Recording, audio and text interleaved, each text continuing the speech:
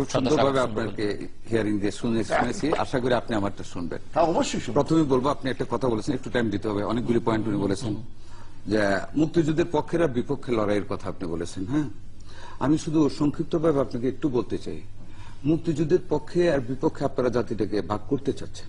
আপনারা যদি if you do not mind, ব্যক্তি পর্যায়ে কথা না বলা ভালো, নাম বলবো না, আপনারা কাদের সিদ্দিকীর মতন একজন সিভিল ফ্রিডম ফাইটার, যে বাংলাদেশের অহংকার ছিল ৭১ মার্চের পরে, যার নামের উপরে পাকিস্তানের রাউফ ফরমান আলী ভয় পেয়েছিল, এবং যে বাংলাদেশের সেনাবাহিনীর চাইতে কঠিনভাবে এই দেশে একটা বিশাল বাহিনীর নেতৃত্ব দিয়ে যুদ্ধ করেছে, সেই কাদের সিদ্দিকীকে আপনারা রাজাকার বলতে কুণ্ঠাবোধ করেন নাই। কাজী আপনাদের সাথে আমরা মুক্তিযুদ্ধের পক্ষে না, আপনারা পক্ষের। আব্দুর রাজ্জাকের মতন একজন মুক্তিযোদ্ধা লন্ডনের হাসপাতালে পড়েছিল, আপনাদের মানে অ্যাম্বাসেডার দেখতে পর্যন্ত যায় নাই। Is it your sentiment of freedom fighting? Kader সিদ্দিকীকে যারা রাজাকার বলতে পারে তাদের মুখে আপনি বলছেন আমার মুখে, বুতের মুখে আমরা মানায় না, আমি বলবো আপনাদের মুখে মুক্তিযুদ্ধের চেতনার কথা মানায় না, নাম্বার ওয়ান। নাম্বার টু, মুক্তিযুদ্ধের চেতনার কথা আপনারা বলতেছেন বারবার, আমি বলি আপনাদেরকে, মুক্তিযুদ্ধের চেতনা স্বাধীনতার পরবর্তীতে আপনারা রেখেছেন, বাকশাল করেছিলেন। Where is the sentiment of freedom fighting? Baksal কি মুক্তিযুদ্ধের চেতনা ছিল? মুক্তিযুদ্ধের চেতনা কি ছিল যে দেশে ৩০,০০০ বামপন্থীকে হত্যা করা স্বাধীনতার পরে? ওটা মুক্তিযুদ্ধের চেতনা ছিল না। আপনারা মুক্তিযুদ্ধের চেতনার কথা যদি বলে এইসব কথা বলেন, এটা ঠিক না। মুক্তিযুদ্ধের চেতনা কি বলে যে হিন্দুদের শহীদ মিনার আপনারা ভাঙবেন, আমাদের উপরে দোষ দিবেন? এই যে শুনেন আপনি, আচ্ছা আপনি হাসেন, বাট অনুধাবন করেন। আমি বগুড়ার শেরপুরে শহীদ আলিয়া মাদ্রাসার যে শহীদ মিনারটা ভাঙ্গা ধরা পড়লো, সে কে? আপনাদের সেই শহর কমিটির যুবলীগের যুগ্ম সম্পাদক। অ্যারেস্ট হওয়ার পরে থানা থেকে ছাড়া নিল, বললো সে মানসিক প্রতিবন্ধী। অ্যারেস্ট হওয়ার পরে মানসিক প্রতিবন্ধী, আর এত বড় একটা দল, এত গর্ব করেন মুক্তিযুদ্ধের চেতনার বাহক আপনারা, সেই দলের যুবলীগের যুগ্ম সম্পাদক মানসিক প্রতিবন্ধী হয়ে গেল ভেঙ্গে। আমি বলবো বৌদ্ধ মন্দিরের ঘটনাটা কি? আপনারা ভাঙতেছেন হিন্দুদের উপর, আপনাদের কিন্তু অভ্যাস আছে হিন্দুদের উপর অত্যাচার করে। আমি একটা ছোট্ট উদাহরণ আপনাকে দেই, 2012 সনের কথা।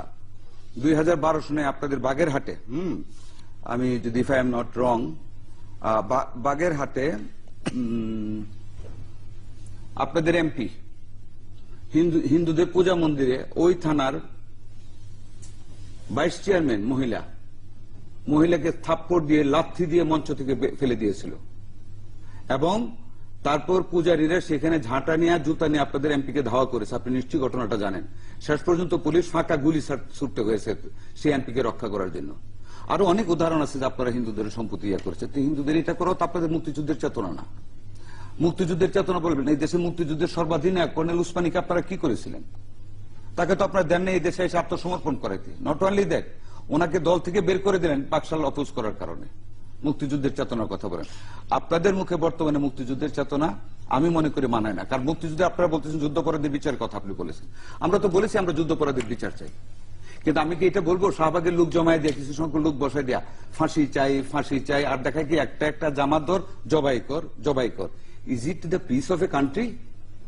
আমার কোর্টে আমরা যুদ্ধাপরাধীদের বিচার চাই, বিচার হোক ন্যায় নিষ্ঠভাবে, আইন অনুযায়ী বিচার হোক। আমরা বিএনপি তো কোনোদিন বাধা দিইনি। আপনি কেন বলেন যে আমরা যুদ্ধাপরাধীদের রক্ষা করতে চাই? আমরা তো বলেছি আমরা ক্ষমতায় আসলে আমরা বিচার করবো। আমাদের নেত্রী 7 দিন আগেও বলেছেন যে আমরা ক্ষমতায় আসলে বিচার করবো, কিন্তু সেই বিচার হবে আইনসঙ্গত ভাবে।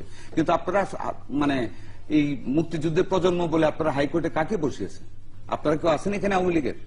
বসে কি বলতেছেন? ফাঁসি চাই। যদি আপনি রাস্তার কথা ফাঁসি দিতে হয় তাহলে তো আপনার বিচার নিরপেক্ষ হলো না। ফাঁসি হোক, যাবজ্জীবন হোক, যা খুশি থাকুক, it is the matter of the court. সেখানে পাবলিক প্রসিকিউটর আছে, they will submit their arguments, আসামি পক্ষ তাদের আর্গুমেন্ট দিবে, সেখানে কোর্ট যা রায় দিবে আমরা তাই মেনে নিব। সকল যুদ্ধাপরাধীদের বিচার হোক। মুক্তিযুদ্ধের সেন্টিমেন্টের ধারক আপনারাও আসলে না, মুক্তিযুদ্ধের সেন্টিমেন্টকে আমরাও আসলে। এই বাংলাদেশের কতিপয় নির্দিষ্ট ওই যুদ্ধাপরাধীদের বিচার করলে জাতি আনন্দে পুলকিত হবে, আপনাদের নির্যাতিত পরিবার, শহীদ পরিবার আত্মারা শান্তি পাবে। কিন্তু বাংলাদেশে আনাচে কানাচে ছড়িয়ে ছিটে থাকা শাসকের শোষিত যে মানুষগুলি আত্মচিৎকার করতেছে যে গরিব আরো গরিব হচ্ছে, তাদের জন্য আমরা কি করতেছি? That was the real sentiment of the freedom fighting. সেখানে আমরা কি করতেছি? নাথিং। আজকে হরতাল হচ্ছে, দেশে অর্থনীতি ভেঙে যাচ্ছে, শেয়ার মার্কেট লুট করে ৮০,০০০ কোটি টাকা বিদেশে নিয়ে গেছে। মাননীয় প্রধানমন্ত্রীর দেওয়া জাতীয় খেতাবপ্রাপ্ত দেশপ্রেমিক আবুল হোসেনকে লজ্জায় আমাদের মাথা হেট হয়ে যায়। সে মন্ট্রিয়ালের কোর্ট লাবালিনের কেসে এখন ডাকছে। বাংলাদেশের দুর্নীতিকে এখন বাংলা মাটি থেকে কানাডায় নিয়ে গেছেন। তারপর বলবেন মুক্তিযুদ্ধের চেতনা আমাদের মধ্যে আছে। আমাদের দেশের বুদ্ধিজীবী এবং ব্যাংকাররা যখন বলতেছে হলমার্কের কেলেঙ্কারির কথা, আপনাদের উপদেষ্টা জড়িত, সে হলমার্ক নিয়ে আপনাদের অর্থমন্ত্রী বলতেছে রাবিশ। কয়েকদিন আগে বললো, এই আলেমোলাদের বললো উনি বদমাইশি বন্ধ হয়ে যাবে। Is it the language of a finance minister? He always shows his arrogance while he talks. This is not desirable from a finance minister. He has mismanaged the whole economy. Hallmark কেলেঙ্কারি, হাজার হাজার কোটি টাকা, 3,500 কোটি টাকা একটা সামান্য মানুষকে একটা স্মল ব্রাঞ্চ থেকে দিয়ে দেওয়া হয়েছে। ডেস্টিনি এই দেশের মধ্য শ্রেণীর মানুষের সকল আয় নিঃশেষ করে নিয়ে গেছে। ইউনিপেটু সকল টাকা মানুষের নিয়ে গিয়েছে, সকল টাকা নিয়ে। শেয়ার মার্কেট থেকে 80,000 কোটি টাকা নিয়ে গেছে।